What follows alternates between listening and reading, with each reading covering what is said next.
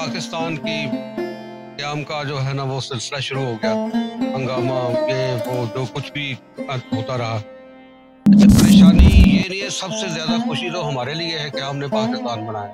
पाकिस्तान के लिए इतना खून दिया है, इतना खून दिया है कि पाकिस्तान की बुनियादों में हर जगह पे हमारा खून है। खैर उनको बड़ा सीरियस लेना शुरू किया और उस वक्त मुझे समझ आई कि जो दरवेश होता है वो दूर अंदेश भी होता है। और मुझे उस वक्त फील हुआ कि जाना क्या होता है, उस वक्त फील हुआ कि हिजरत क्या है, उस वक्त फील हुआ कि एहसास क्या है। जब आपका चाहने वाला, आपका महबूब चला जाए और आपसे प्यार करने वाला चला जाए तो फिर क्या तकलीफ होती है, वो एहसासात क्या होते हैं। और वो अगर होते तो इस पर जरूर रोशनी डालते। लेकिन गल सुनो, अब पुत्र तुसी जानते हो ना बाजारां च ते इंज करके अपनी नजर की हिफाजत की करो, की पता अगली सैयदजादी होवे। जो तरीका वारदात था उनका, जी उन्होंने अपने इर्द गिर्द के लोगों को ये पैगाम दिया कि हमने पाकिस्तान को पाकिस्तान बनाना है। अब पाकिस्तान को पाकिस्तान बनाना से मुराद है कि कोई ऐसी पाक साफ जगह या पाक सर जमीन। मियाँ जी का जो मौक़िफ़ था वो ये है कि ये पाक लोगों की जगह है। अस्सलाम वालेकुम, मैं हुज़ैफ़ा अशरफ आसमी और आप देख रहे हैं ज़ैफ़ियात। आज की पॉडकास्ट में आपको खुशामदीद। नाज़रीन कराम, हम इस वक्त पाकिस्तान के खूबसूरत से शहर, शाहीनों के शहर सरगोदा में मौजूद हैं और पॉडकास्ट की सिलसिला जो है वो जारी और सारी है। लेकिन अब ये जो पॉडकास्ट मैं आपके सामने लेकर आया हूँ ये बड़ी ही अलग और मुनफरिद नौइयत पॉडकास्ट है और मेरी ये बड़ी दिली ख्वाहिश थी कि मैं ऐसी पॉडकास्ट करूँ। जब मेरा जावेद साहब से इस चीज़ के हवाले से डिस्कशन हुई तो उन्होंने कहा कि इसके ऊपर ज़रूर होनी चाहिए। हम इस वक्त जिस दरगाह में मौजूद हैं, जिस दरबार में मौजूद हैं, आपका तारुफ जो है वो करवाना मैं मुनासिब नहीं समझता अपनी ज़ुबान से, क्योंकि मैं इतना गुनहगार सा इंसान हूँ। अगर मैं करवाऊँगा तो कोई ना कोई गलती गुसाही कर बैठूँगा। तो मैं इन्हीं शख्सियात से जानूँगा, उस शख्सियत के हवाले से जनाबे हज़रत मियाँ हकीम मोहम्मद अनायत ख़ान कादरी नूशाही रहमतुल्लाह अलैह की मज़ार अक़दस पर हम मौजूद हैं और इन्हीं के हवाले से हम जो है वो बातें करेंगे। मियाँ जी के डेरे में हम मौजूद हैं। मियाँ जी रहमतुल्लाह अलैह के हवाले से इन शख्सियात के क्या तासुरात हैं और मैं भी उनके नवासों में से हूँ और इसके अलावा ये जो हमारे साथ शख्सियात मौजूद हैं ये उनके बड़े ही करीबी साथी थे। वो क्या थे, मैं अगर इसके ऊपर खुद बोलना शुरू हो गया तो वो मैं ये चाहता हूँ कि मैं वो ना करूँ। तो मैं पहले भी कह चुका हूँ। तो इन शख्सियात की जानिब चलता हूँ। हमारे साथ मियाँ साहब के मियाँ जी रहमतुल्लाह अलैह के जो बड़े साहबजादे हैं जनाब साहिबजादा मियाँ मोहम्मद यूसुफ खान कादरी नूशाही, वो इस वक्त हमारे साथ मौजूद हैं और इसके साथ साथ हमारे साथ जनाब के दूसरे छोटे बेटे जनाब साहिबजादा मियाँ मोहम्मद यूनुस खान कादरी नूशाही के बड़े साहबजादे सामा यूनुस साहब हमारे साथ मौजूद हैं और इसके साथ साथ जवेद मुस्तफ़ाई साहब हमारे साथ मौजूद हैं और रहील हक साहब हमारे साथ मौजूद हैं। और इस सेशन में हमारे साथ और भी शख्सियात ने हमें ज्वाइन करना था लेकिन वो मसरूफियात की बायस वो ज्वाइन नहीं कर सके। मैं ये चाहता हूँ कि हम इस चीज़ को आगे बढ़ाएं और इस सिलसिले को का आगाज़ मियाँ जी रहमतुल्लाह अलैह के बड़े बेटे से आगाज़ करें। मैं आपसे गुजारिश करूँगा कि आप मियाँ जी रहमतुल्लाह अलैह के हवाले से जो भी जज्बात और एहसासात रखते हैं हमारे नाजरीन को जो है वो उसी तर्ज के साथ, उसी जज्बात, उसी एहसासात के साथ उन तक पहुँचाइए जिसका आप अगर वो हक अदा कर दें तो क्या ही बात हो।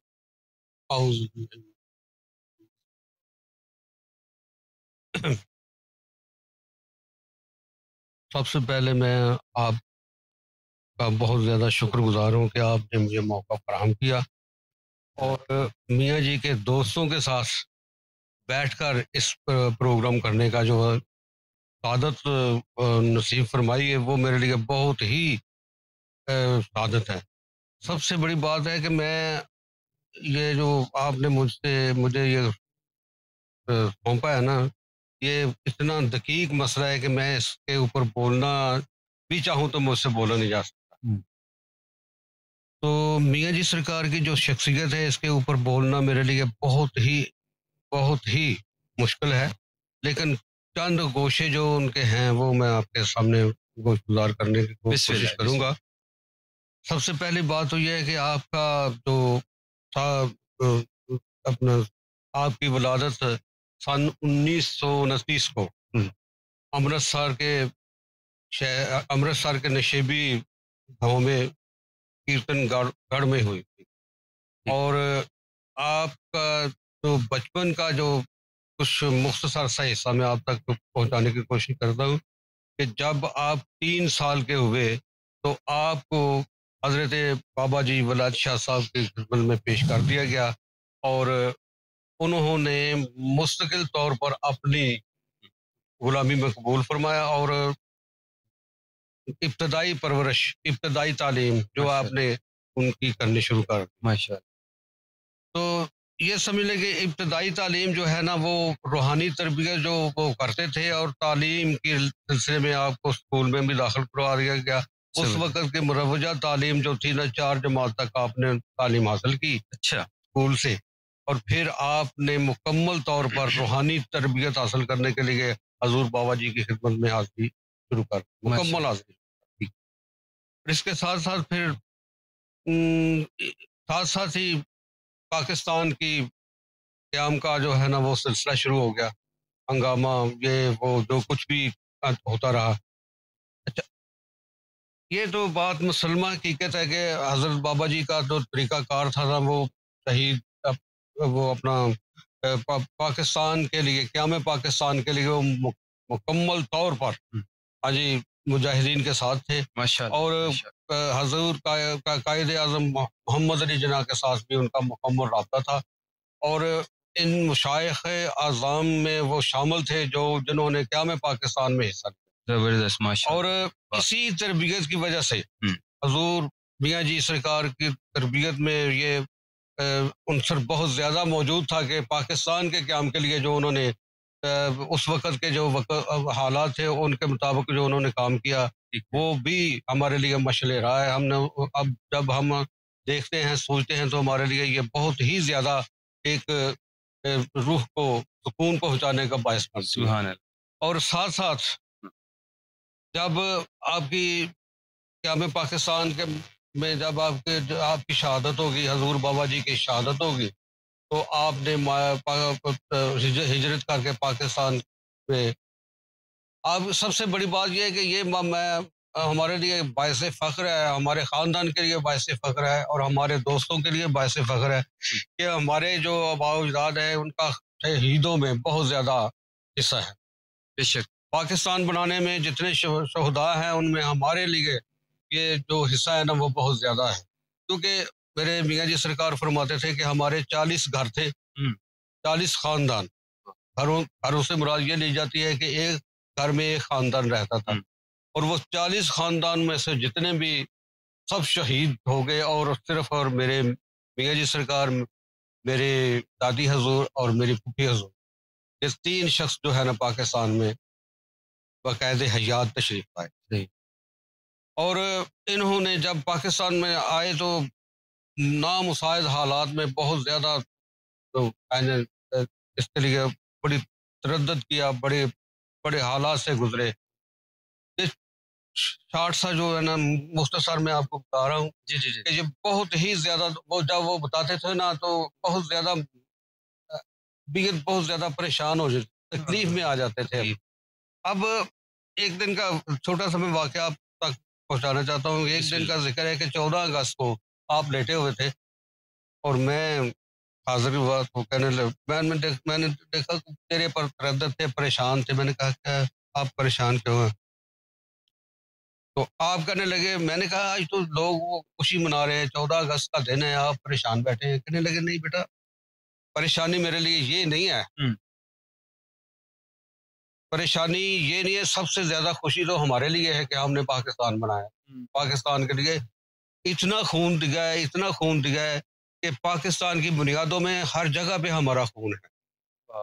बेशक। अच्छा, और कहने लगे कि सोचने की बात यह है कि इसलिए ये पाकिस्तान हमने बनाया था कि जहाँ ये जो इसको फजूर का जो है सिलसिला शुरू हो चुका है। हाँ जी, और मैं इसलिए परेशान हूँ कि पाकिस्तान तो बनाया था किस लिए बनाया था और वो जो नतीजा वो हासिल नहीं कर। इस मसले को देखकर परेशानी तो मुझे भी हो गई थी। मैंने कहा जी अब क्या कर सकते हैं, हम देखते हैं, आप देख रहे हैं जो कुछ भी है, चलो ऐसे हो गया। मेरे कहने का मकसद सिर्फ इतना है कि जी। पाकिस्तान के लिए जो कुर्बानियां हमारे खानदान ने दी हैं, वो जी। दूसरे लोगों ने भी दी। जी। पाकिस्तान बनाने के लिए हर एक ने अपना हिस्सा डाला है। इस पाकिस्तान के लिए जो कुछ भी कर सकते थे वो उन्होंने किया। लेकिन पाकिस्तान के लिए जब उनके नजरिया, जब उनका तरीकाकार होता था ना, वो मुख्तलिफ होता था। वो जी, कहते थे जी। यार पाकिस्तान किस लिए बनाया गया है। हाँ जी। बहुत एहसास और था। यही अपने दोस्तों से, हाँ। ये जो दोस्त मेरे बैठे हुए हैं ना, मेरे मियाँ जी के दोस्त, इन्हीं से यही उनका एक तरीका होता था कि पाकिस्तान के लिए आपने क्या करना है और पाकिस्तान के लिए क्या कर रहे हैं। तो बात जो थोड़ी सी मैं उनके इब्तदाई अयाम की थी वो मैं जी। आपसे बतानी चाहता हूँ कि जब बिल्कुल, आपने यहाँ पाकिस्तान में लाहौर आकर शिफ्ट हुए, तो सबसे पहला उन्होंने जो है ना सूर के इलाके ततलुई खुर्द में आपने अपना जो है ना वो आपने रहना शुरू किया। और फिर लाहौर में आपने आकर अपना जो है ना मजदूरी ढूंढनी शुरू की, को काम काज के लिए। और इतने खुद ये समझ लें कि इतने जबरदस्त किस्म की अपनी ताकत रखते थे कि अपना अपना आप किसी को ना बताया उन्होंने कि मैं मियाँ जी की, मैं बाबा जी की औलाद हूँ, मैं बाबा जी का मुरीद हूँ, बाबा जी का खलीफा हूँ। हाँ जी। और बाबा जी का मिलने वाला हूँ। लेकिन किसी से ये नहीं उन्होंने बताया। और अपनी रोजी के लिए उन्होंने मुख्तलिफ मुख्तलिफ अंदाज अपनाना शुरू किए, कहीं मजदूरी की, कहीं कुछ किया, कहीं कुछ किया। और इसके साथ साथ फिर उन्होंने हिकमत का काम जो है ना, हिकमत सीखनी शुरू की। सही। और सबसे बड़ी बात यह है कि मेरे लिए ये बाइस फख्र है, बाइस इज्जत है, बाइस एहतराम है कि आपके उस्ताद मोहतरम जी जी हकीम दीन मोहम्मद नरगस साहब, वो फर्द वक्त थे, ठीक है। यकता थे ठीक है। अपने फन में, अपने उस्तादी में। और वो बेसिकली उस्ताद थे अपने लाहौर में स्कूल के, वो गवर्नमेंट स्कूल के जो है ना वो प्रिंसिपल थे, अच्छा। हेड मास्टर थे। और वो स्कूल टाइम के बाद उन्होंने ना बाजार हकीमा में दुकान बनाई हुई थी, मतलब बना हुआ। वहाँ पे मेरे मियाँ जी किसी तरीके से वहाँ पहुंचे। अच्छा। और उन्होंने मतलब में जाकर उनसे हिकमत सीखनी शुरू कर दी। और इतने वो आला तरीन शख्सियत थे, इतनी नफीस तरीन शख्सियत थे कि मैंने बहुत कम लोग देखे हैं, ऐसी शख्सियत थे। अच्छा।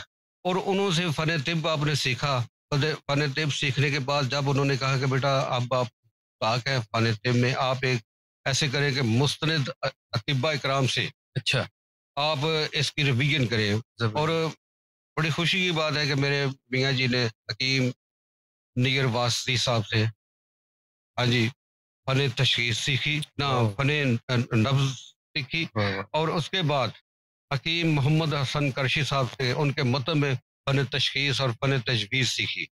और और इन तमाम फनों को सीखने के बाद उन्होंने एक मुकम्मल शख्सियत के जो है ना शक्ल इख्तियार की। और फिर उन्होंने अपने अपने दोस्तों की खिदमत करना शुरू कर दी। फिर आहिस्ता आहिस्ता बाकी उधर से कसूर से हिजरत करके अपना इधर आगे शेखुपुरा में, हाँ जी, एक गांव, वहां पर आपने रिहाइश की। उधर बाबा जी के मरीज रहा करते थे, बड़े बाबा जी के मरीज रहा करते थे। उन्होंने जब पता चला कि उनको पता चला कि जब मियाँ साहब इधर तशरीफ ले आए हैं, तो ये हाँ जी, उन्होंने बड़ा इसरार करके कहा कि आप हमारे यहाँ आ। सही है। हाँ जी। तो तकरीबन 15 साल आपने वहाँ गए। उसके बाद ये सरगोदे वाले जो लोग थे ना, इन्होंने कहा ये भी इन सरगोदा के नशेब फराज में जो देहात है ना, इनमें अक्सर जो है ना मेरे बड़े बाबा जी के मुरीद है ना थे। उन्होंने कहा कि आप हजरात आप हमारे यहाँ तशरीफ लाए। फिर इसी उनके कहने के पर हम सरगोदा ले आए, तशरीफ ले। ये गालबन सन 1969 जो है ना, हाँ जी, सन है जब हिजरत करके हम यहाँ सरगोदे आए। तो फिर अल्लाह ताला का करम रहा कि आपने यहाँ सरगोदे में दुखी इंसानियत की खिदमत की, लोगों से मोहब्बत की, लोगों से मिलना जुलना शुरू कर दिया। और आज आज अल्लाह ताला का करम है कि मेरे मियाँ जी का बनाया हुआ गुलदस्ता जो है ना वो आपके सामने है। और ये जो देखे ना, आपका तरतीब दिया हुआ गुलदस्ता जो है ना, मैं जब दोस्तों से बात करता हूँ, मैं अपने बच्चों से बात करता हूँ, तो मैं कहता हूँ यार आप लोगों को पता ही नहीं है मियाँ जी क्या शायद थे, क्या चीज थे मियाँ जी। ऐसे ही वो मियाँ जी की हैसियत का आपको पता है? अल्लाह, बहुत कम लोगों को पता है कि मियाँ जी की क्या हैसियत थी। मियाँ जी की हैसियत ऐसी है कि उन्होंने अपने दोस्तों में ऐसे दोस्त बनाए हैं कि जो बहुत कम लोगों के पास होते हैं। दरेगार, वाह वाह। देखिए ये जो दोस्त बैठे हैं, राहील साहब बैठे हैं, जवेद साहब बैठे हैं, हाँ जी, उसके बाद अपना साहबजादा अहमद नदीम साहब है, ऐसे दोस्त हैं जो मियाँ जी के दोस्त कहलाते हैं।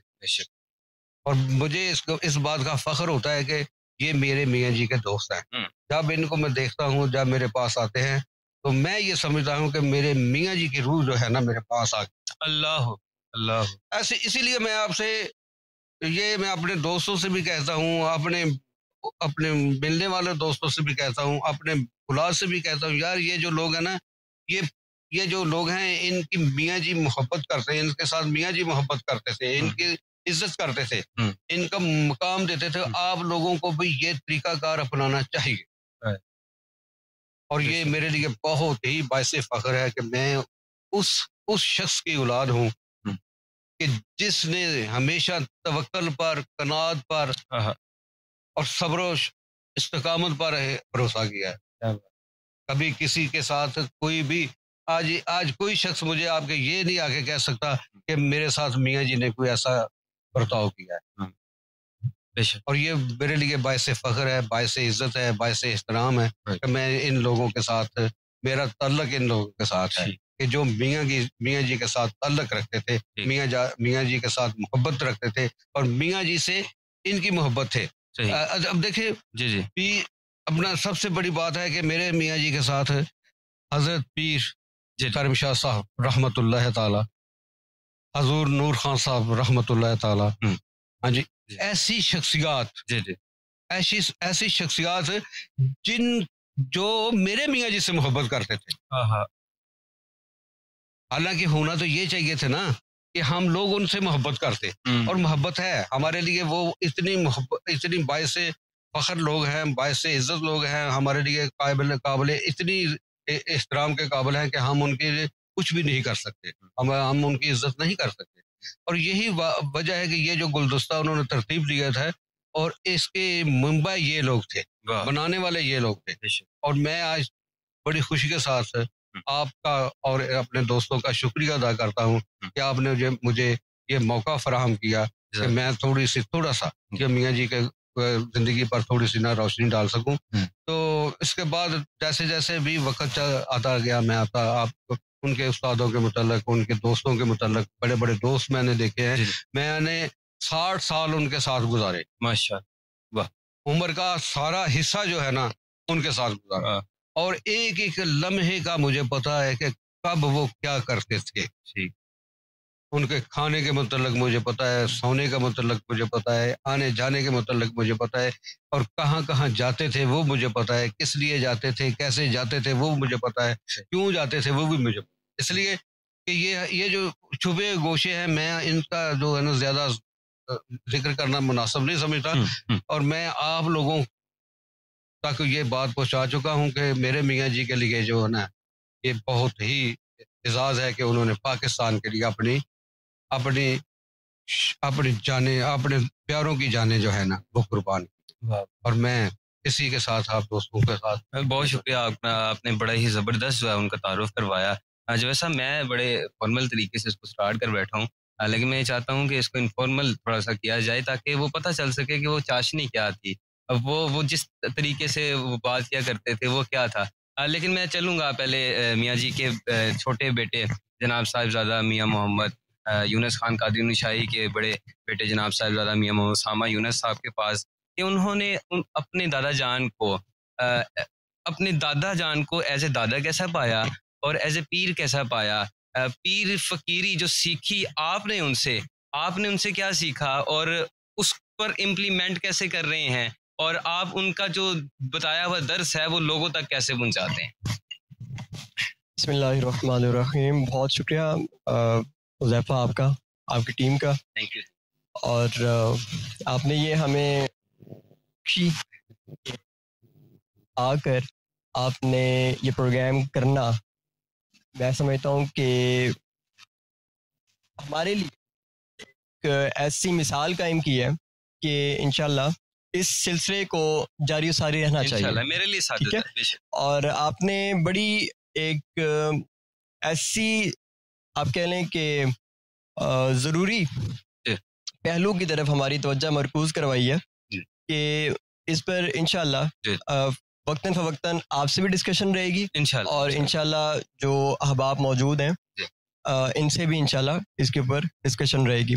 आपका जो सवाल है वो बड़ा मैं समझता हूँ कि इसको जितना ज़्यादा मैं इस पर बात करूँ वो कम है, क्योंकि मियाँ जी की जो शख्सियत थी, जनाब की जो हस्ती थी, मैं अगर दुनियावी लिहाज से बात करूँ तो दुनियावी लोगों को आप इन हस्तियों के बारे में जब बताना शुरू करते हैं वो एक मुख्तलिफ किस्म की जहनीत रखते हैं। ठीक है। आप उन्हें जब ऐसा कुछ बताना शुरू करते हैं तो वो कहते हैं कि जी सबसे बड़ी जो आजकल चल रही है तेरी शिरक, जी ठीक है, उसकी तरफ ले चलेंगे आपकी तमाम तरह गुफ्तगू को। मियाँ जी सरकार रहमतुल्लाह अलैह फरमाया करते थे कि खासा दी गल आमा आगे नहीं करनी। ठीक है। हमेशा अब आप भी मौजूद हैं, ये भी इंशाल्लाह इस पर रोशनी डालेंगे।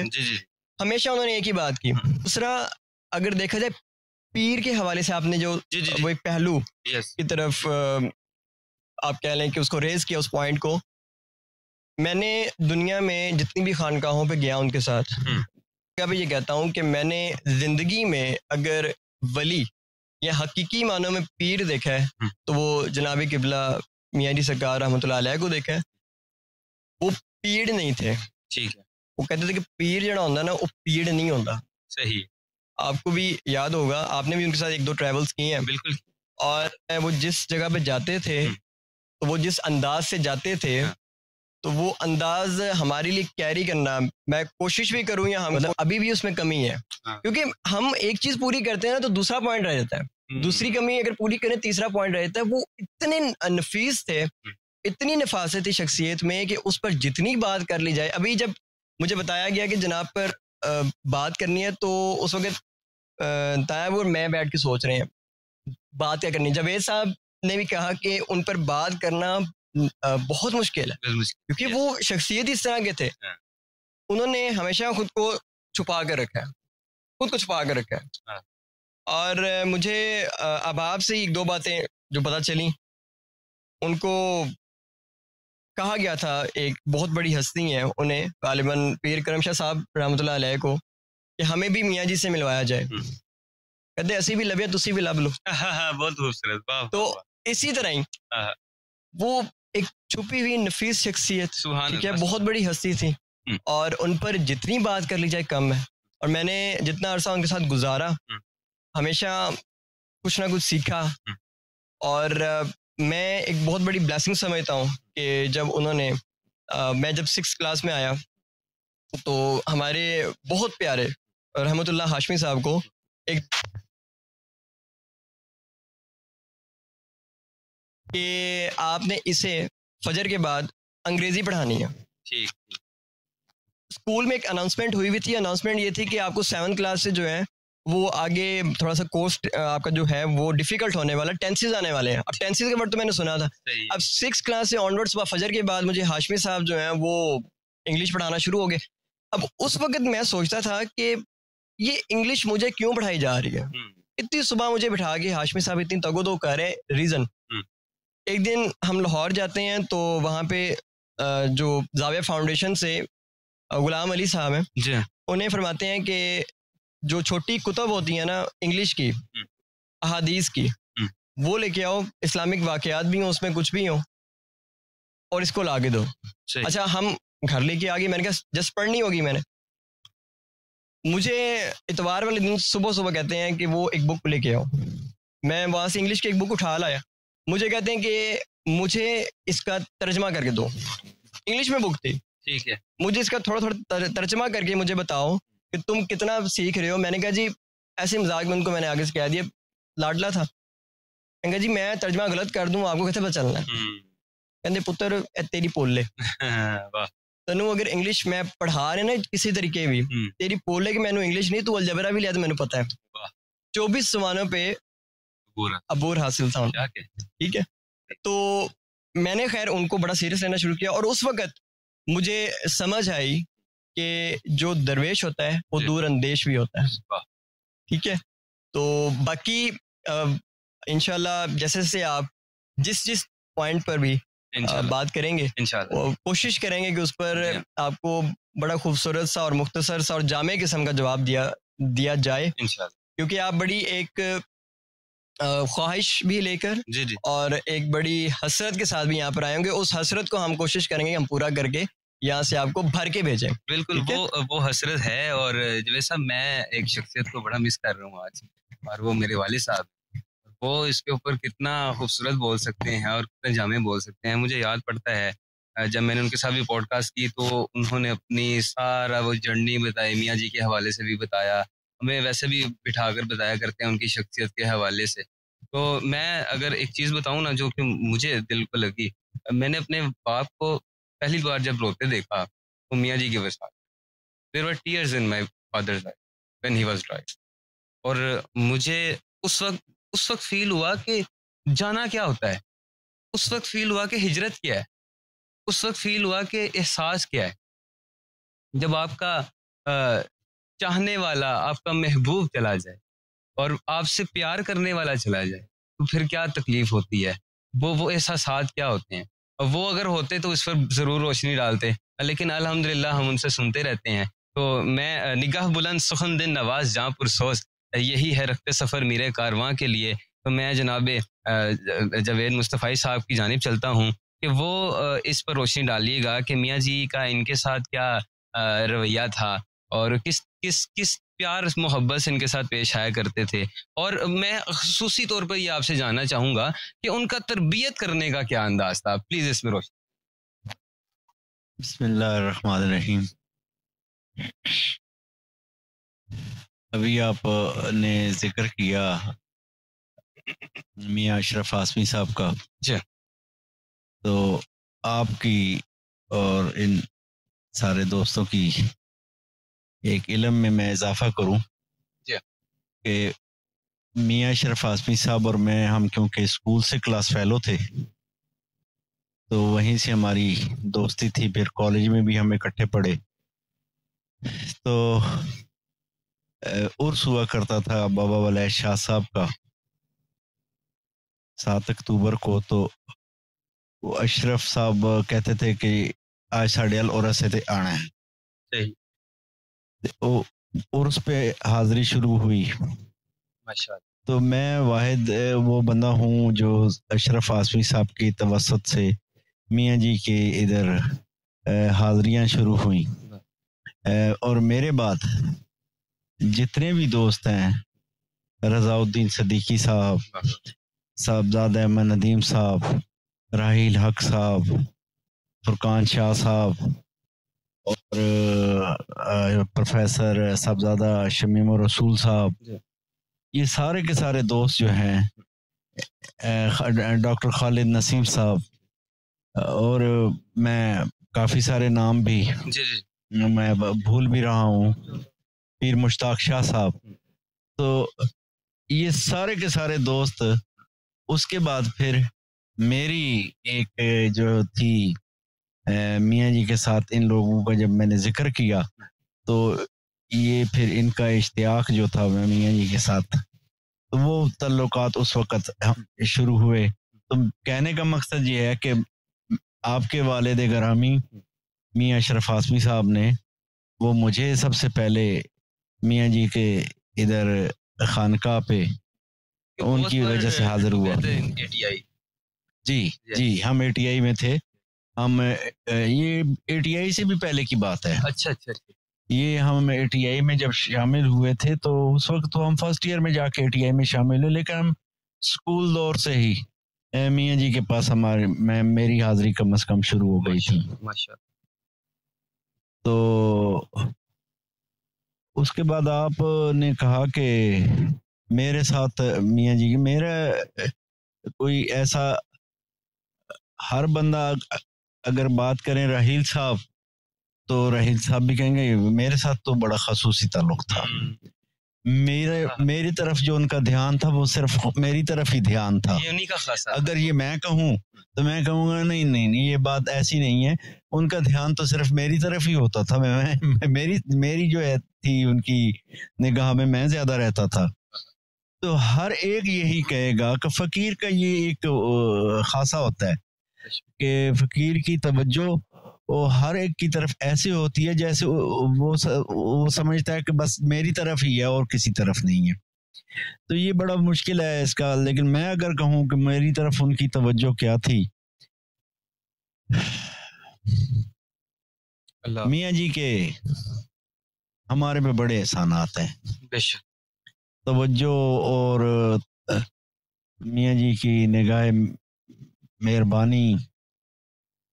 मियाँ जी के हमारे पे बड़े एहसानात हैं, बड़े एहसानात हैं। मुझे मुख्तसरन एक मैं आपको अपना ज़ाती वाक़या अगर सुनाऊं तो मेरी शादी 1997 में हुई। मेरी जॉब थी, उस वक़्त बैंक में जॉब करता था।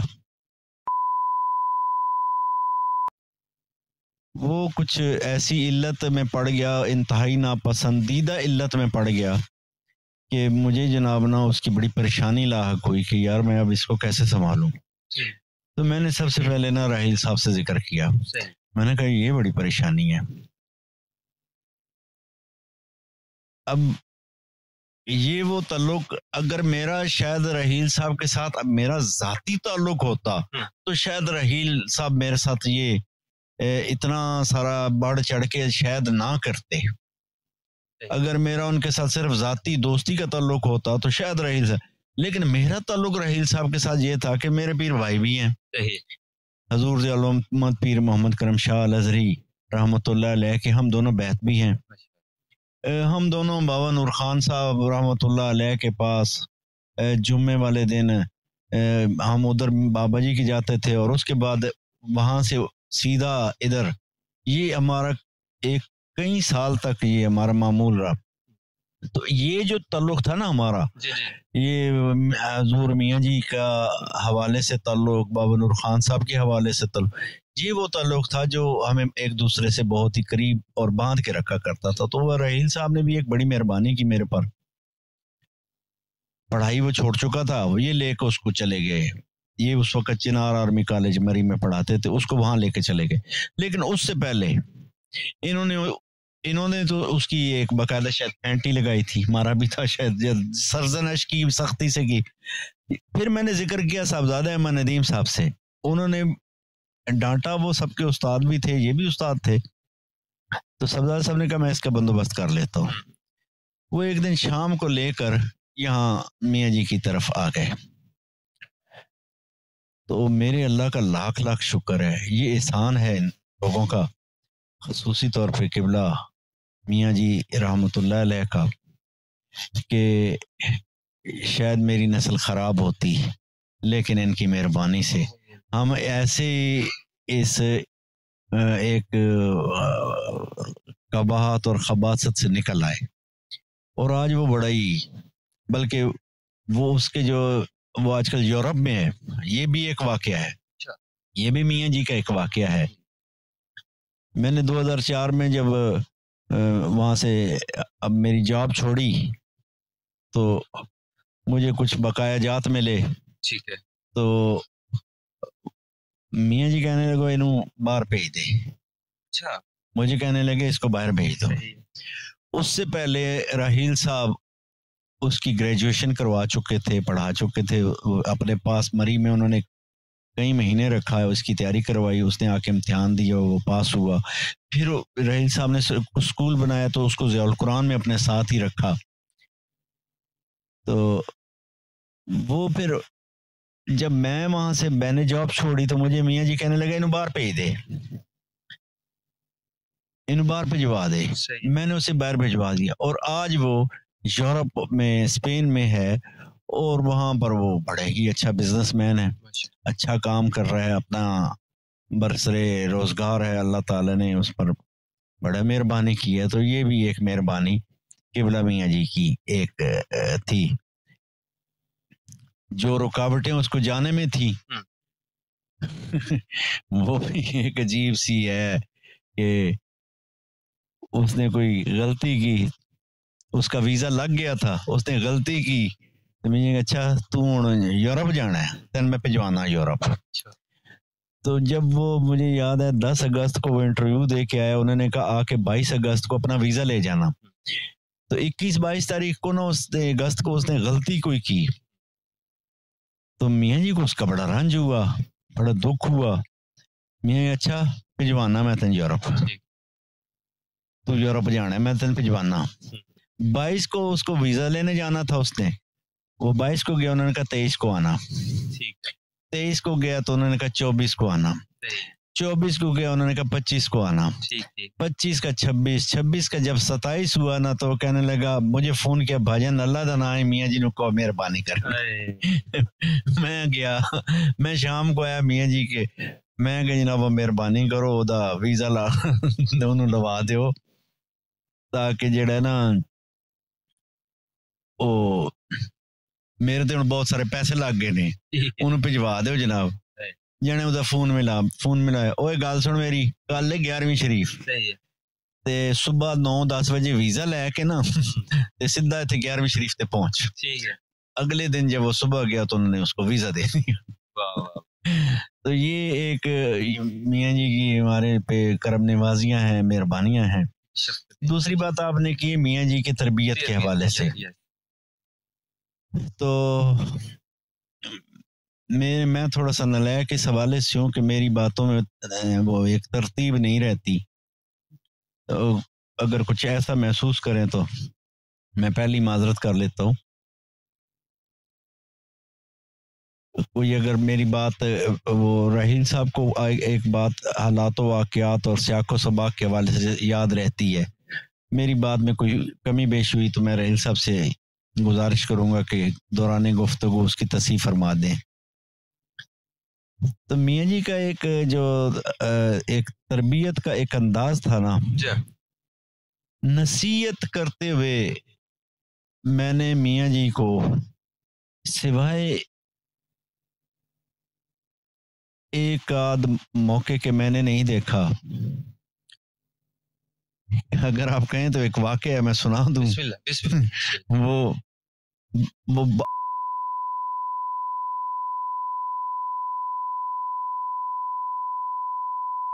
ये दोनों आते थे, तो ये जनाब उन्होंने मोटरसाइकिल पे बैठे घर से निकले तो सड़क पे एक मोटरसाइकिल के पीछे कोई खातून थी, इन्होंने मोटरसाइकिल उसके पीछे लगा लिया। शाम वो जनाब जिस रास्ते से आते थे वो भी रास्ता छोड़ा, वो उससे आगे निकल गया। आगे जाके वो और आगे जब खातून चली गई तो उन्होंने कहा यार असी मियाँ जी हल चले सन, वहां से मुड़े और मियाँ जी की तरफ आ। तो मियाँ जी जो अंदर दाखिल हुए तो मियाँ जी कहते थे वो तुम शर्म नहीं आती, बगैर किसी उनसे वजाहत पूछे कि कहाँ से आ रहे हो, कैसे किधर फिर रहे थे, क्या कर रहे थे, और तो हम दोनों शर्म नहीं आती, फिर बिठाया। और ये एक तरबियत का मैं आपको बता रहा हूँ कि नौजवानों के हवाले से जो तरबियत है, उन्होंने कहा पुत्र थे बहो मेरी गल सुनो, अब पुत्र तुसी जानते हो ना बाजारां च ते इंज करके अपनी नजर की हिफाजत की करो, की पता अगली सैयदजादी होवे, की पता अगली सैयदजादी होवे ते तुहाडे ते केड़ा भार पै जाना है, ते इस वास्ते मेरे पुत्र अपनी नजरों की हिफाजत की करो। ये एक जो नसीहत थी, ये अक्सर आप ये जबानी किया करते, वरना मैंने मियाँ जी को हमेशा ना वो एक डिमॉन्स्ट्रेशन देते हुए देखा है। पहले करते थे, करके दिखाते थे, और उसके बाद जो है वो अगली करते थे। अभी भी एक उसामा साहब ने बात की कि वो पीर हजूर ज़ियाउल पीर मोहम्मद करीम शाह रहमतुल्लाह ताला अलैह के हवाले से कि उनसे किसी ने कहा कि ये सरगोदा में कहाँ होते, वो वाकया में मेरे साथ ही हुआ कि हजूर ज़ियाउल-उम्मत रहमतुल्लाह अलैह की दवा तैयार होती थी यहाँ मियाँ जी की तरफ, मियाँ जी दवा तैयार करते थे। तो मुझे और किबला साहबजादा मियाँ यूसुफ साहब, हमें ये सादत हासिल है कि हम या कभी मैं या ये, हमें हुक्म होता था कि ये दवा दे के आओ। तो वो उस दफ़ा मेरी बारी थी, मैं चला गया। तो पीर साहब के जो एक कहें कि वो पीए थे, प्रोफेसर सईद असद साहब रहमतुल्लाह अलैह, तो वो ज़ियाउल नबी शरीफ और ज़ियाउल कुरान जब पीर साहब तहरीर फरमा रहे थे तो वो डिक्टेशन लिया करते थे, पीर साहब बोलते थे और वो लिखते थे। तो वो फिर वो तशरीफ फरमा थे उस दिन। पीर साहब उस वक़्त ज़ियाउल नबी का काम कर रहे थे और उस वक़्त कोई भी बंदा पीर साहब से नहीं मिल सकता था। जब पीर साहब तहरीर का काम कर रहे होते या मुतालिया फरमा रहे होते तो कोई बंदा नहीं मिलता था। तो मैं गया ना, तो मैंने वो जो आपका खलीफा था, मैंने कहा यार मैं हकीम साहब ने भेजा है, पीर साहब की दवा लेके आया हूँ। मैंने कहा सरगोदा तो मियाँ अनैत साहब ने भेजा है। मैं कहा जी। उन्होंने जाके अंदर, पीर साहब ने काम ज़ियाउल नबी शरीफ का वहीं रोक दिया और मुझे अंदर बुला लिया। पीर साहब ने बड़ी वो पीर साहब कहने लगे साढ़े हकीम साहब दा की हाल है। बड़ी एक मोहब्बत से उन्होंने पूछा। तो मैंने सलाम मियाँ जी का, और एक रुक्का मियाँ जी ने मुझे लिख कर दिया था और उस पर तहरीर किया था, दवा कैसे इस्तेमाल करनी है, खानी कैसे है, औकात बताए हुए थे। तो मियाँ जी के रुक्के के ऊपर ना लिखा होता था बुलबुले गुलिस्तान कादरी, मियाँ मोहम्मद अनायत खान कादरी। तो वो पीर साहब ने ऊपर रुक्के के पढ़ा ना बुलबुले गुलिस्तान कादरी, तो वाह, बुलबुले गुलिस्तान कादरी, एक दफा, दो दफा, तीन दफा, वाह। बड़ा ही पीर साहब उससे नमाजूज हुए और बड़ा उसको पसंद फरमाया। तो इतनी देर में ना प्रोफेसर सईद असद साहब मेरे से पूछने लगे कि जवेद साहब सरगोदी हकीम साहब कितने होते हैं।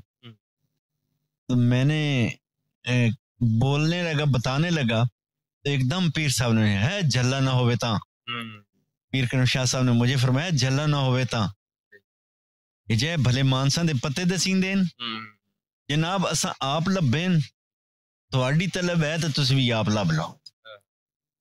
तो ये आपने फरमाया था हजूर ज़ियाउल-उम्मत रहमतुल्लाह अलैह ने। तो तरबियत के हवाले से यही था कि मियाँ जी डिमॉन्स्ट्रेशन देते थे, एक पूरी अमल करके दिखाते थे। और वो कभी भी हम आके बैठते थे ना, सच्ची बात ये है कि हमें शायद मियाँ जी के आखिरी अय्याम में पता चला कि यार मियाँ जी ना कोई और हस्ती हैं, वरना हमारे साथ हमेशा ऐसी गपशप वाला माहौल रहता था। राहिल साहब आते थे तो राहिल साहब की वो दिलचस्पी एक पॉलिटिक्स में ज़्यादा उस वक्त, तो राहिल साहब से पॉलिटिक्स पे बात करते थे। साहबजादे अहमद नदीम साहब आते थे तो उनके साथ वो इल्म के मौजूआत पे गुफ्तगू होती थी। रज़ाउद्दीन सदीकी साहब तशरीफ लाते थे तो उनके साथ भी हजूर ज़ियाउल-उम्मत की बात होती थी, या उनके मामूलात। सदीकी साहब एक बड़ी सैलानी तबीयत थी, सफ़र करते थे, बहुत सारे लोगों से मिलते थे। तो वो फिर उनसे बात भी बस यही तालीम और इल्म के बारे में बात होती थी। मेरे जैसा नलायक आता था तो वो ऐसे ही कोई तालीम और तरबियत के हवाले से गुफ्तगू कोई होती तो वो फरमा देते, को वाक़यात सुना देते। एक बात जो है वो रहील साहब से ही मैं गुजारिश करूंगा कि ये बात इन्होंने पहली दफ़ा की, सबसे पहली दफ़ा रहील साहब ने ये बात की कि ये जो रात के मियाँ जी हैं ना, ये दिन वाले नहीं होते, ये रात को कोई और मियाँ जी होते हैं। तो ये कुछ दिन आते रहे रात को, फिर इन्होंने आना छोड़ दिया। मैं कहा यार की होया? हाँ भाई तुसी जाया करो, मैं नहीं जाना। तुसी जाया करो, मैं बस मिल लिया करूँगा इस तरह करके। तो बस ऐसे ही है जी, वो तरबियत उन्होंने अब आपके सामने है। अगर मेरे में आपको कोई अच्छाई नजर आ रही है तो इनकी मेहरबानियां हैं। अगर मेरे में कोई अच्छी चीज, मेरी कोई काबिलियत आपको नजर आ रही है तो वो भी इनकी मेहरबानियां हैं। तो ये एक तरबियत है। आप किसी को भी देख लें, यहाँ पर मियाँ जी के पास आने वाले, उठने बैठने वाले बच्चों को, तो बड़े खिलंडरे किस्म के बच्चे थे। अब वो इस बात का फिक्र करते हैं मुनज़्ज़म तरीके से जी कि यार पाकिस्तान दा की होएगा, असी मुस्तकबिल दा पाकिस्तान किस तरह होएगा, ए महला हालात ने, हालात किवें ठीक होणगे। तो आप कभी हमारी जुमे वाली महफिल में आए या 11वीं शरीफ पे आए तो सारे दोस्त इकट्ठे होते हैं, तो वो बैठ कर जब यहाँ पर वही जिस तरीके से उन्होंने सिखाया था मियाँ जी ने उस जिक्र करने का तरीका, तो वो सारे हम सारे वही नकल करते हैं। आज भी हम उस महफिल में बैठ के वही नकल करते हैं, उसी तरह ही मियाँ जी के जिस तरह सिखाया था वही करते हैं। तो आज कोई एक भी फर्द ऐसा मैं आप यहाँ पे नहीं आप देखेंगे तो नहीं ये मियाँ जी इस तरह किया करते तो ये काम ऐसे करना है, मियाँ जी के ये मामूल इस तरह का था तो हम ये ऐसा करेंगे। बहुत मुश्किल होती है, नहीं कर पाते हम, बहुत सारी चीजें हम नहीं कर पाते, ये हमारी नालायकी है। तो लेकिन आप अगर यहाँ आए, लोगों को देखें, वो नौजवानों को देखें जो मियाँ जी के पास उठते बैठते थे, तो ये आप खुद देख लेंगे कि क्या तरबियत थी उनकी, कैसे तरबियत थी। तो बस मेरे बेतरतीब अल्फाज कुछ ऐसे ही हैं। रहील साहब जो हैं वो क्योंकि उस्ताद भी हैं और साहिब इल्म आदमी हैं, तो वो रात के मियाँ जी वाली जो बात है ना वो जरूर से जाना जी, वो रात के मियाँ जी कौन से थे ये जरूर पूछिए। बहुत शुक्रिया। जैसा कि किबला नाना जान ने फरमाया कि बड़े खूबसूरत आपने जो है वो एक गुलदस्ता बनाया हुआ था। तो मैं अब जो है उसामा साहब ने बड़ी खूबसूरत बातें की, आपने बड़े अच्छे तरीके से जो है वो बयान किया उनकी शख्सियत को। उनकी शख्सियत के ऊपर घंटों बात हो सकती है, उनकी शख्सियत के ऊपर कई शख्सियात आकर जो है वो बात कर सकते हैं, और लेकिन यह है कि वक्त का एक तकाजा है और हमारे जो मेहमान शख्सियत मौजूद हैं, मैं चाहूँगा कि आप भी जो है उसके ऊपर जो कुछ रोशनी डालिए और ऐसी बातें भी बताइए जो कि नौजवानों के काम आए और हम लोग जो कि मुख्तसर वक्त गुजार चुके हैं उनके साथ। मेरे दिल में ख्वाहिश बड़ी होती थी कि मैं काश मैं ज़्यादा वक्त गुजार सकता, जैसा कि जवेद मुस्तफ़ाई साहब ने बताया कि आखिरी अयाम में हमें मालूम हुआ कि वो क्या थे।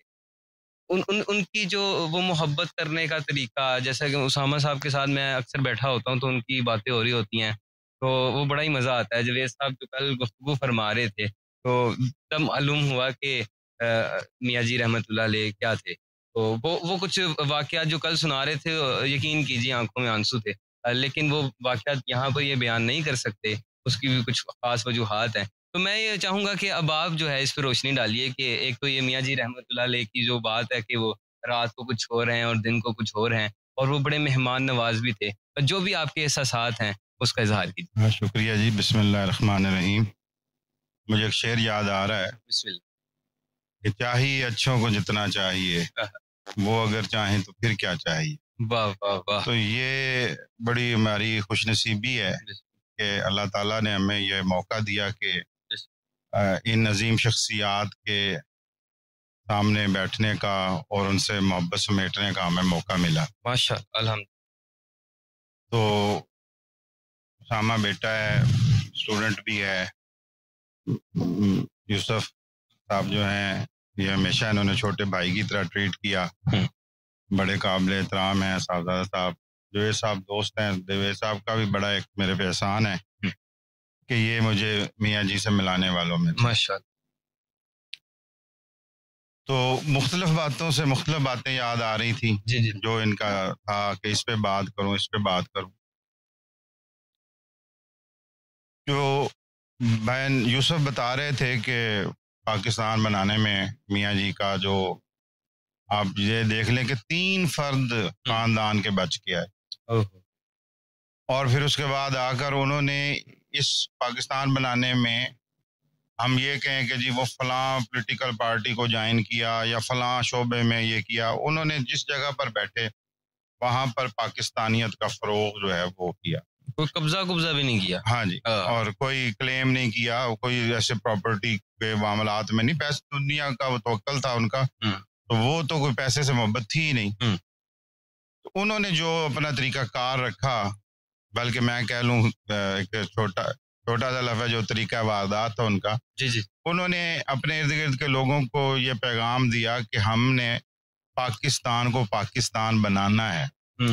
अब पाकिस्तान को पाकिस्तान बनाना से मुराद है कि कोई ऐसी पाक साफ जगह या पाक सर जमीन, मियाँ जी का जो मौक़िफ़ था वो ये है कि ये पाक लोगों की जगह है।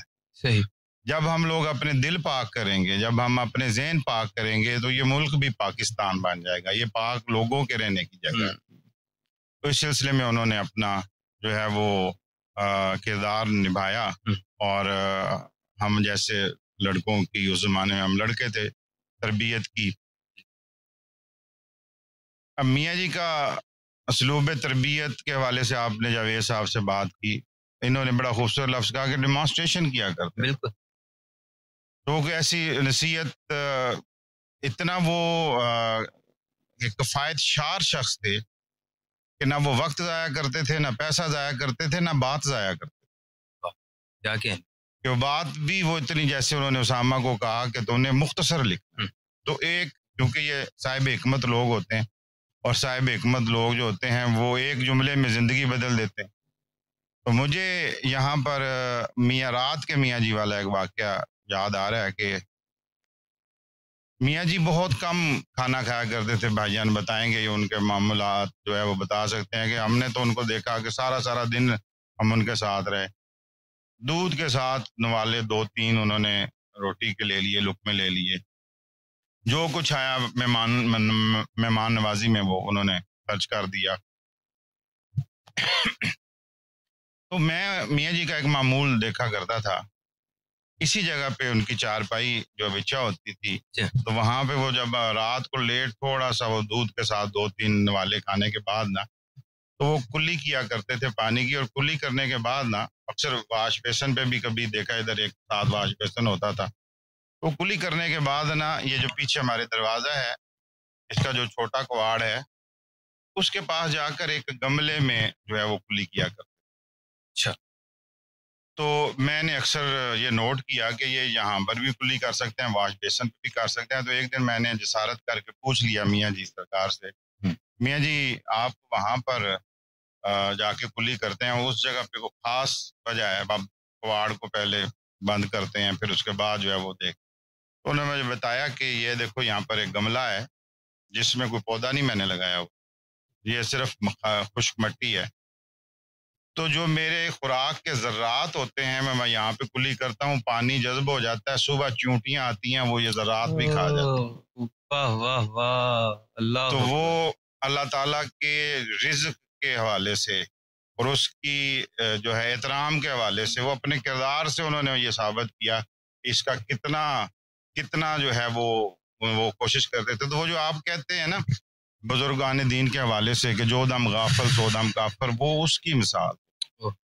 या सारा दिन सारी रात अल्लाह की याद में इस्तगराक में रहते, कुछ ना कुछ ऐसे वो बात करते, या फिर अल्लाह के बंदों की खिदमत में और उनकी रहनुमाई में कर देते, कोई लम्हा ऐसा जाया नहीं। और अगर कोई नींद के कोई 2-3 घंटे शायद सारे, ये भी मैं ज्यादा बता रहा हूँ, जैसे कि वो भी हो, तो वो भी इसलिए होता था कि ये तवानाई हासिल हो जाए ताकि मैं फिर इबादत के लिए उठ खड़ा हूँ और मैं लोगों की मखलूक की खिदमत कर सकूँ।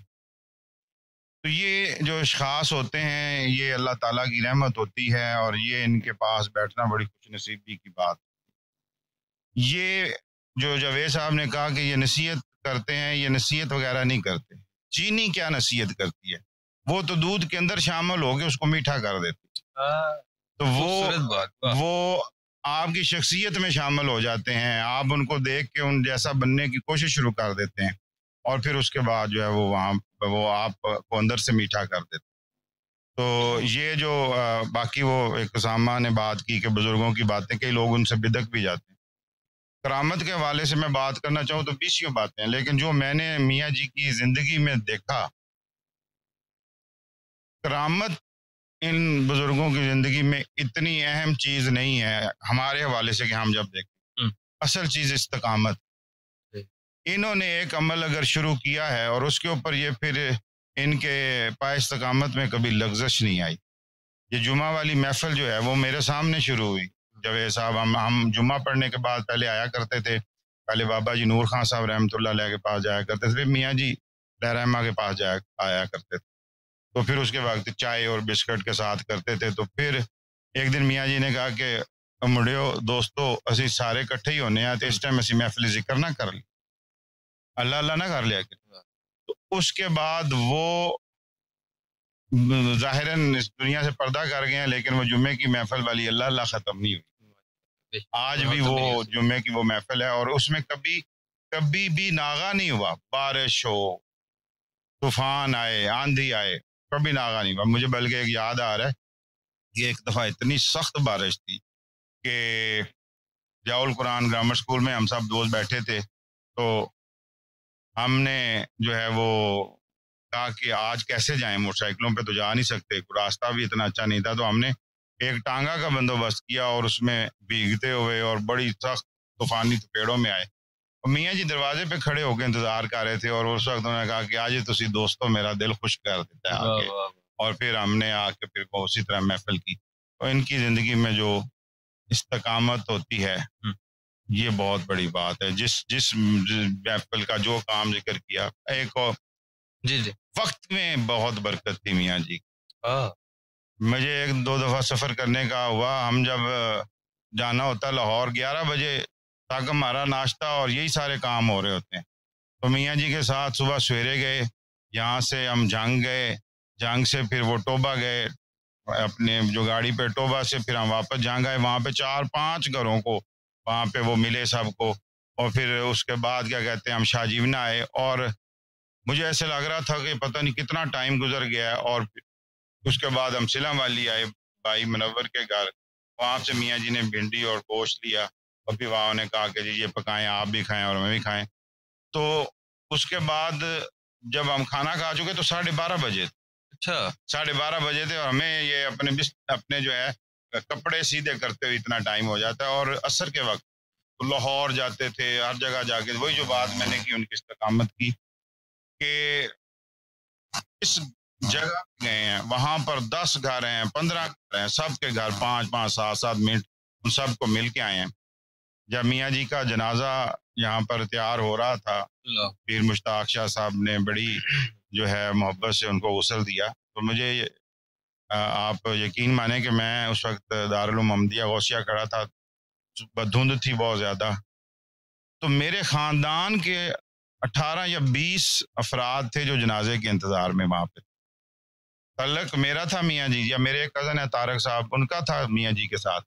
लेकिन उन्होंने हमारे मेरी बहनों को, उनके जो खामद हैं, मेरे भाई जो हैं, मेरे जो मेरे कज़न हैं, तो आप जहाँ भी जाते उनके घरों में जाते और उनको मिलते। तो वो फिर इस तरीके से उनकी माशरत का तरीका था कि वो तमाम लोग जो है वो ये कहते थे कि जी ये तो मियाँ जी हमारे हैं, जो ये साहब ने कहा कि जी हमारे मियाँ जी हैं।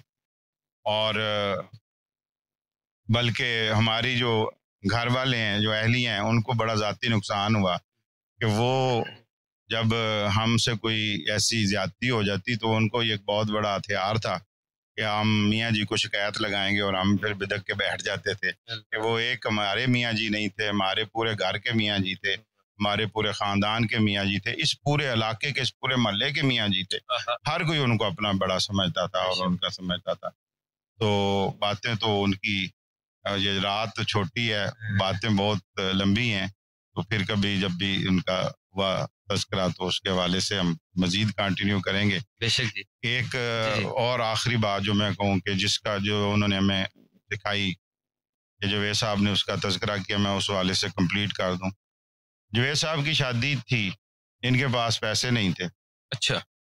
तो मियाँ जी ने कहा करो शादी, वलीमा हो जाएगा। तो कोई दोस्त बकरा लेके जा रहा है, कोई दोस्त चावल लेके जा रहा है, कोई 8-10 हज़ार रुपया जेब में डाल के जा रहा है, पता ही नहीं चला, वलीमा हो गया, बहुत अच्छा। हमारे एक और दोस्त है, उनकी बहन की शादी थी, मियाँ जी ने कहा चलो सारे दोस्त रल जाओ भाई, और फिर वो जो है बड़ा अच्छा खासा वलीमा हुआ, लेकिन ना उस दोस्त को पता चला, ना सारे लड़कों को इकट्ठा कर देते थे कि चलो भी सारे काम करना है। वो जो मोहब्बत थी, जो भाईचारा पैदा कर देते थे, वो अभी भी कायम है। उनका इज्ज जिसके ऊपर मैं बात खत्म करना चाहूँगा, मैं यही समझा करता था कि ये जो, बल्कि जब जावेद साहब मुझे मियाँ जी की तरफ लेके आए तो मैं बुजुर्गान दीन के बारे में अच्छे अल्फाज नहीं किया करता था, और इन्होंने मुझे बड़े असरार करके मियाँ जी और बाबा जी नूर खान साहब की तरफ लेके आए। तो फिर वो जैसे कहा कि वो अंदर से मीठा कर देते हैं, पास बैठा के, वो उन्होंने कब तब्दीली आई, कब हुआ।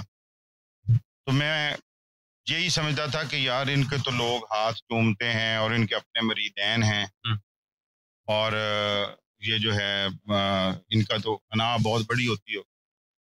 तो मैं पहली दफ़ा पाकपतन शरीफ गया, मियाँ जी को पता था कि मैं पाकपतन से आया हूँ। मैं पाकपतन से सीधा 11वीं शरीफ की महफिल थी, तो मैं हाजिर हुआ। तो मियाँ जी मुझे मिलने के लिए ऐसे आगे बड़ी सी गली के अंदर, और मैं ऐसे कह रहा था कि आप मुझे गले लगाएंगे, तो एकदम उन्होंने, जैसे कि वो कोई कबड्डी खेलने वाला बड़ा खिलाड़ी होता है, बहुत ढीला, तो एकदम जो है उन्होंने झुके और मेरे पाँव पकड़ लिए, और मैं नीचे गिर रहा हूँ और मैं उठा रहा हूँ। क्या तुम्हें नहीं पता कि तुम्हारे पाँव कहाँ से लगते हैं? बुजुर्गाने दीन से इस तरह की मोहब्बत, इतना इज्ज। मैं उम्रे पे था तो मैंने फुरकान शाह साहब से वहाँ पे कहा कि फुरकान शाह जी मैंने वापस जाना है, तो मियाँ जी ने जब मिलने जाना है तो मियाँ जी ने ये करना है, तो इसका क्या हाल? मियाँ जी को उन्होंने मुझे बताया कि मैंने उसका हाल ढूंढ लिया है, क्योंकि वो तो ही सऊदी अरब थे और अक्सर आते थे। जब तो कहते मैं तो जैसे मियाँ जी सामने आते हैं मैं दो जानू बैठ जाता जैसे अत्तहियात में बैठते हैं ताकि मियाँ जी को मौका ना मिले। तो मैंने भी यही तरीका किया, मैं फौरन आके दो जानू बैठ गया। तो मुझे मियाँ जी को उठ तू वो कर, मैनू वो करन दे जो मेरा दिल कर रहा था। मैं कहा जी तुसी वो कर लेना, मैं वो करांगा जो मेरा दिल कर रहा है। तो मैं अपना जो दिल के हवाले से जो मैंने कहा कि वो मैं वो करूँगा। तो मैं आखिरी बात जहाँ पे आप बैठे हैं, ये एक पीर का डेरा नहीं है, ये एक फकीर का डेरा। जो फकर के लोग थे वो एक ये फकीर का डेरा है। जावेद साहब हजूर ज़ियाउल उम्मत के बैद, शमीम रसूल साहब बाबा नूर खान साहब के बैद, मैं हजूर ज़ियाउल उम्मत पीर मोहम्मद करम शाह साहब अलैहि रहमा का बैद, डॉक्टर साहबजादा अहमद नदीम राजा साहब जो है वो दावत इस्लामी में हज़रत रियाज कादरी रहमतुल्लाह अलैह के बैद, दामद बरकातुहुल आलिया के बैद, अल्लाह ताला उनकी ज़िंदगी जो है वो उसमें लंबी करे और उनको दराज फरमाए। तो हम में से किसी को ये महसूस ही नहीं होता था कि जी हम जो है मियाँ जी के मरीद नहीं हैं तो हमें किसी किस्म की कोई कमी है। वो यही कहते मेरे दोस्त आ गए, मेरे दोस्त आ गए। तो अल्लाह ताला ने हमें उन खुश नसीबों में बनाया कि इन हस्तियों ने हमें दोस्त का, अल्लाह ताला जो है ये हमें ये जो है एजाज़ बख्शा है, इसके जो है भरम रखने की तौफीक अता फरमाए। और अल्लाह ताला आपको उनका फैज़ और इस आस्थाने को उसका फैज़ जो है उनका और दिन दुगनी रात चुगनी तरक्की हो, और उनका ये सिलसिला और ये गुलशन इसी तरह फला फूला रहे। प्लीज मैं आखिरी बात करूँगा कि हमारे दोस्त हैं एक अनवार साहब, लाहौर से, सऊदी अरब में थे, तो मुझे अक्सर फ़ोन करते हैं, यार जावेद साहब यार मियाँ जी को कहो ना मैं स्पॉन्सर करता हूँ, मियाँ जी उम्रे के लिए आ जाए। ये बड़ा प्यारा बात, मियाँ जी उम्रे के लिए आ जाए। अच्छा मैं आके मियाँ जी से, अच्छा यार अल्लाह खैर करेगा, चलेंगे, अल्लाह खैर करेगा यार। तो अनवार साहब ने एक दिन कहा, यार जावेद साहब मैं ना आपको एक और ऑफर देता हूँ, मैं आपको भी स्पॉन्सर करूँगा, मियाँ जी को लेके आए। मैं आया ना मियाँ जी से आके, मियाँ जी हुण ते ना जी ना मैंने भी नाल उन्हें आख्या तो इन्हें भी तैन भी नाल बुला लांगा। भाई अच्छा यार अल्लाह खैर कीते चलांगे। आखिरी अयाम थे मियाँ जी के, तो साहबजादे अहमद नदीम साहब और मैं बैठे हुए थे, और कौन था मुझे याद नहीं है, साहबजादा सब थे। मैंने ना फिर वही अर्ज की, मैंने कहा जनाब अनवार साहब कह रहे थे। तो मियाँ जी कहते हैं, लेटे हुए थे, कहते हैं साहबजादा, यार साहबजादा साहब, और यार हरम की जमीन और कदम रख के चलना, अरे सर का मौका है वो जाने वाले, और यार किंज जावा। तो ये आखिरी बात थी जो मैं आपकी मोहब्बत रसूल और अकीदत और एहतराम की जो बात थी वो ये थी कि हरम की ज़मीं और कदम रख के चलना, अरे सर का मौका है वो जाने वाले। तो ये थी आपकी मोहब्बत रसूल और एहतराम रसूल सल्लल्लाहु अलैहि वसल्लम। आप सबका बहुत शुक्रिया।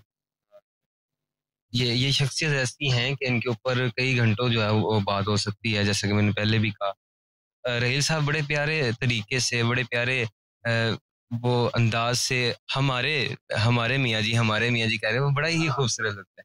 अल्लाह अकबर। जिस तरह से आप कह रहे हैं, बेशक वो चीज़ नज़र आ रही है कि वो कहा करते हैं कि मेरे बेली, मेरे दोस्त, मेरे यार। तो इसके ऊपर फिर कभी इंशाल्लाह फिर कभी बैठेंगे और शख्सियात को भी ऐड करेंगे। तो निगाह मर्द मोमिन से बदल जाती हैं तकदीरें, जो होश के यकीन पैदा तो कट जाती हैं जंजीरें। मुझे दीजिए इजाज़त, इंशाल्लाह आपसे अगली पॉडकास्ट में मुलाकात होगी। अल्लाह हाफिज़।